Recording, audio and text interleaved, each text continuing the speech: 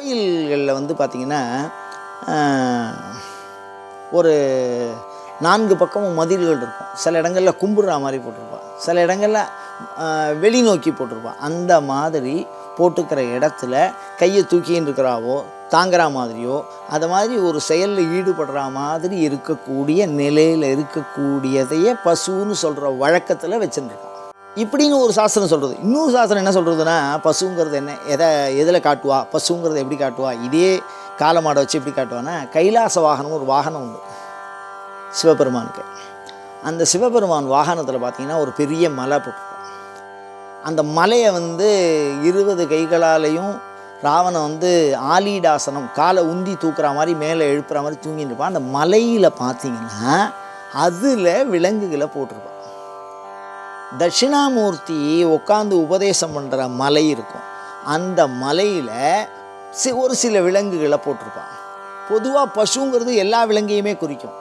அந்த மாதிரி மலைகளில் போட்டு வேறு மிருகங்களோடு இணைத்து போட்டால், இதே காலமாட அந்த இடத்துல போட்டிருந்தால் அதுக்கு பேர் பசு. அது தன்னை உணராது, சிவனை உணராது, பாசத்திலே கட்டுண்டதாக இருக்கும், இன்னும் விடுதலையாகாத ஆன்மா. அது மாதிரி இருக்குது. அதை 2 இடத்துலையுமே அதை போட்டிருப்பா. மான் போட்டிருப்பா, சிங்கம் போட்டிருப்பா.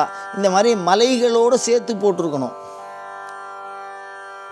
அதை மாதிரி இருந்தால் அதுக்கு பசு அப்படின்னு. கோயிலில் இருக்கக்கூடிய நந்தி எதை குறிக்கிறது அப்படின்னா, ஆன்மாவை குறிக்கிறது. அது பசுவாக இருக்கணும்னா எந்த இடத்துல இருக்குது? இந்த மாதிரி தட்சிணாமூர்த்தி இல்லைன்னா கைலாச வாகனத்தில் போட்டிருக்கிற பிற விலங்கு மாதிரி இருக்குது.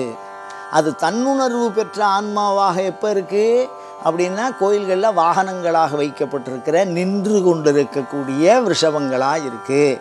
அதுக்கு என்ன தியானத்தில் சொல்கிறேன்னா, விஷாந்திகர்னு ஒரு மூர்த்தி இருக்குது.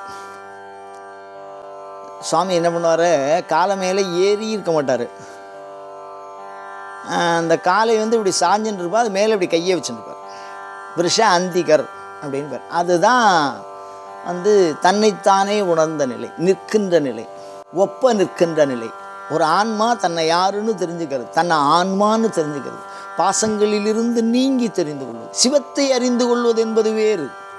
அந்த சிவத்தை அறிந்து கொண்டு அதிலேயே ஆனந்தத்திலே திளைத்திருப்பது நந்தி. அதுதான் சிவபெருமானுக்கு முன்னாடி இருக்கிறது. சிவத்துவம் அப்படிங்கிறது மாணிக்க வாசகர். அதுதான் உதாரணமாக சொல்லணும். சாயுஜ்யம், தானே அவனாய் அவனே தானாய் ஒன்றி விட்டிருக்கிற நிலையிலே சிவபெருமான் இருக்கின்ற நிலையைத்தான் சாயுஜ்யம். அந்த இடத்திலே நந்தி என்ற சொல் சிவபெருமானை குறிக்கும்.